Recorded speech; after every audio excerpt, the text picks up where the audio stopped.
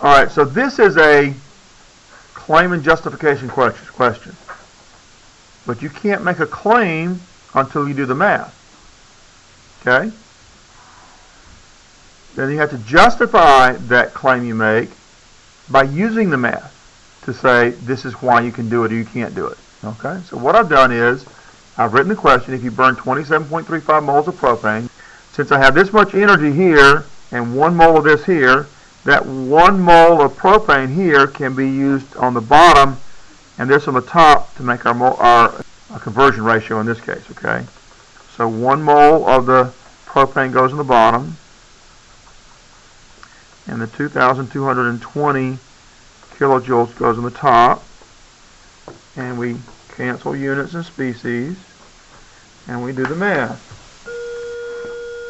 And I get 60717 kilojoules of energy from that. I need to round it off to 4 digits.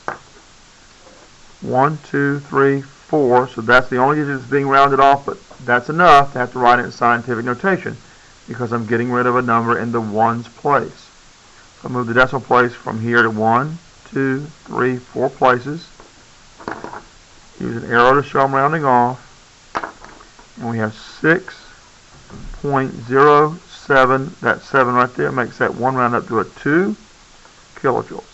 So this is the first part of the problem, where we have enough energy to heat the water if I burn all of this. Well, that's how much energy I'm going to have. Now I need to know how much energy do I need. Oh, times 10 to the 4th. That's right. Sorry, times 10 to the 4th. Now I need to know how much energy I need to heat the water.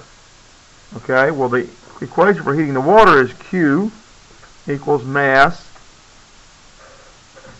times specific heat times the change in temperature. Now I didn't give you the amount of water. I need the amount of water here. Heat liquid, let's say heat 25 grams of liquid water. How about that? That good enough?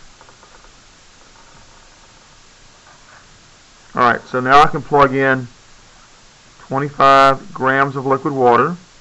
The specific heat of water, its liquid water, is 4.18 joules per degree C per gram. And the change in temperature is what? Yep, that's right. If you lower it 10 degrees, it's negative 10. If you raise it 10 degrees, it's positive 10. Okay? Alright, so we got 25 grams times 4.18 times 10 degrees. And I get 1045. Cancel units to see what kind of units I got left. So I've got joules. Okay? That's the amount of energy. That's the amount of energy needed to heat liquid water, 25 grams of liquid water by 10 degrees. All right. Now I need to round it off still, because I'm getting rid of a number in the ones place.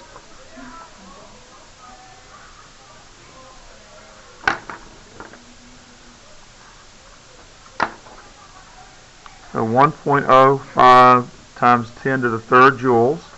Alright, so looking at those numbers, this is the energy given off by burning the propane.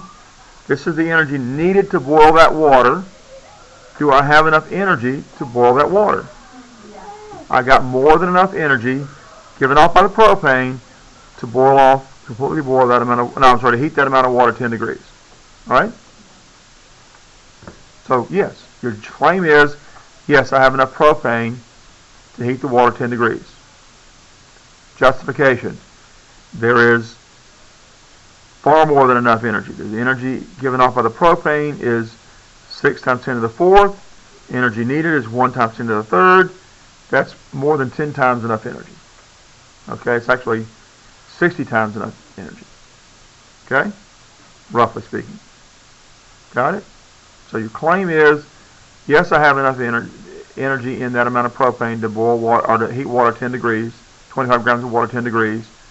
The justification is, the numbers show that I have far more than enough energy available in the combustion of propane to heat 25 grams of liquid water by 10 degrees. Does that make sense? Yes? Claim and justification. Claim and justification. All right? Really important way of thinking in the sciences. Okay, remember in Unit 1 we said that science is all about developing defendable arguments to explain the way the universe works. Okay?